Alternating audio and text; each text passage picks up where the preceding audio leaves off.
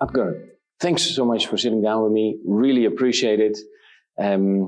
You're working for DLF, and I'm watching the press releases, and I see your company is going through a period of very strong growth.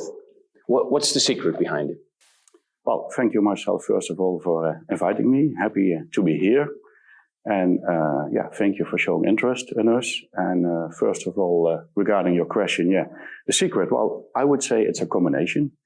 It's acquisition. Mm-hmm. So we have done a major acquisition some years ago on the Southern Hemisphere, where we really increased our global footprint.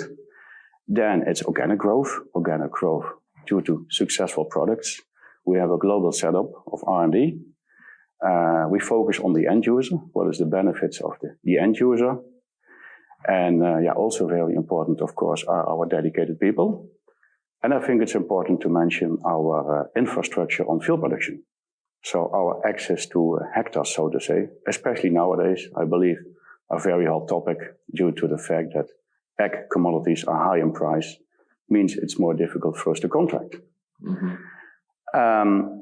And with that, growing our company, it's also good to mention that we have introduced some global values, also how we work together, because we came with many people with lots of different backgrounds. Mm-hmm. So we introduced a nice set of values. Mm-hmm. One of them is entrepreneurship and innovation. Obviously, I believe very clear for an R&D company, we need to be. Sure. Global synergies, very important. For R&D, research and development exchange, but also production, field production, but also production in the factories, but also market exchange, intel exchange is very important as our products travel worldwide. The third value we have is what we call environmental sustainability. Mm-hmm. Of course, everybody's talking about sustainability. That seems to be kind of a buzzword nowadays, but we have to cope with what we call the green agenda, specifically here in Europe, the Green Deal, which is now taken off, and of course by the 1st of January, the Common Agriculture Policy. Mm-hmm. And that has now been decided on the level of Europe, and now it's up to the national member states to do the implementation. Still unsure, but we know where we're going. At least. And then the last one we have introduced is empower people. People obviously are a very important asset to us. So we also would like to give them space to develop. And by this we also had, of course, a need to update our CVI, what we call corporate visual identity. Mm-hmm. And so that's the way how we look. And we have updated that, and that you can see from now on in our presentations, in our social media. And we also updated our logo, which also means it's easier now to work seamlessly online and offline. And that altogether, I believe, is the story behind.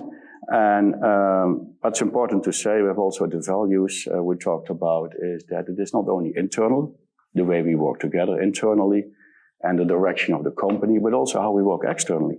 So with you, our stakeholders, mm-hmm. that could be also the customers, universities, research institutes. Yeah. Mm-hmm. Absolutely. Yeah, it means a lot of work from different angles to keep those different identities all going in the same direction. Right. And especially when you're far ahead or widespread, then it's difficult, of course, and especially in the time of COVID, but it's good that we have in-person meetings again to make sure that we also have all the details around it. Absolutely. Yeah. Adger, you mentioned earlier R&D, your R&D department, and obviously growth cannot be sustained if there are no new products coming out of your pipeline. Can you reveal any exciting innovations in the pipeline? Yeah, for sure. And maybe a focus is, of course, on the green agenda. And that's not only Europe, we talked about Europe, but you can also see now in New Zealand, they have a strong focus on carbon neutral farming, especially in the dairy sector. So this is going to kick in worldwide. And the climate change, obviously, we have experienced an extreme drought in Europe, in many countries. Right now, as we speak, we also see it in other places in the world. Actually, if we go back half year, then we have seen New Zealand with an extreme rainfall. and the most difficult harvest they ever had in February. Now we see Australia, extreme wet. It looks like Australia, well, we know Australia from very dry circumstances, but now it's extreme wet. If we then move to South America, to Argentina, Uruguay, there they're experiencing extreme drought. So the climate change is very important for us, a strong focus. And yeah, we have the need in our sector, also of course in our company, to make more robust varieties to ensure that they can cope with the climate extreme changes. And that's not only the dry circumstances, but also the precipitation. The rainfall patterns are changing all the time. So, a couple of examples for dry circumstances are our 4 turf concepts, focusing on the roots. Very important, we have always been talking about what is above the ground, but it's more maybe important what is below the ground. What's the root mass, the depth of the roof, also the efficiency, uptake of nutrients, water usage.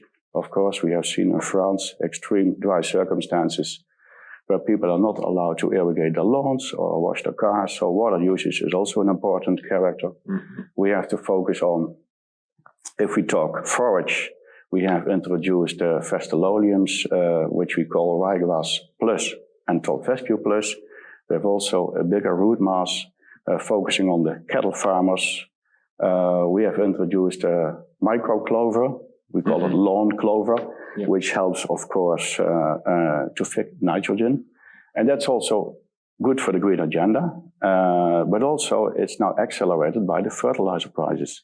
Due to what has happened since the Russian invasion, we have seen, of course, a strong increase in fertilizer prices. Actually, some fertilizer factories are closing even. So, in other words, everything the plant can do gives benefit to the end user. And that's our focus. So we're introducing more legumes. We also have introduced more clovers who have their own nitrogen factory, so to say. And more to come. And then disease resistance, of course, is also a strong focus.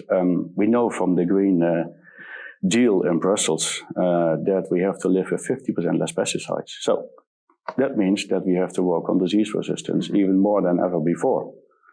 Also regarding fertilizers, I think we have to live with 25% less fertilizers by 2030. Also there, be sure that, I think we are part of the solutions in an R&D company, and really taking care of what the end user is doing and making sure that we bring R&D close to the end user.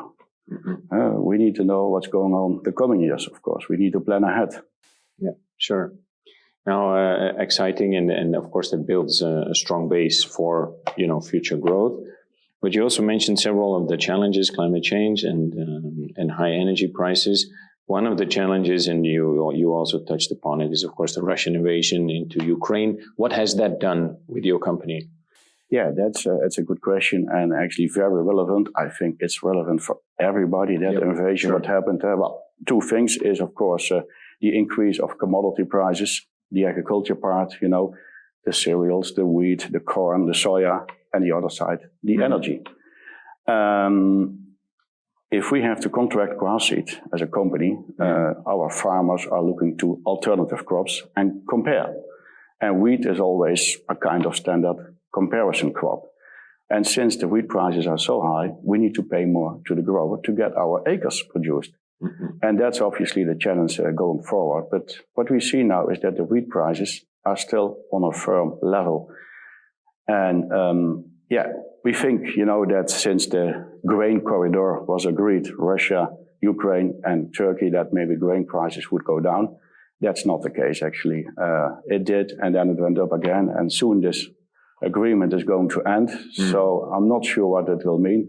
But if you look ahead, then you can already click on wheat prices over €300 crop 23, meaning that our challenge is, of course, to produce grass seed and have access to hectares. Luckily, in Denmark, we have a strong infrastructure, so we can be able to contract it, but it's not easy. And next to the cost price of the seed, of course, we have the energy, the freight, the packaging material. So the cost is our challenge at the moment going forward. Yeah, absolutely. Some massive, problems that every company is dealing with. Absolutely. Yeah. Let's really hope that this ends soon and we can return to some normal situation again. Yeah, absolutely. Okay. Thank you so much, Adger.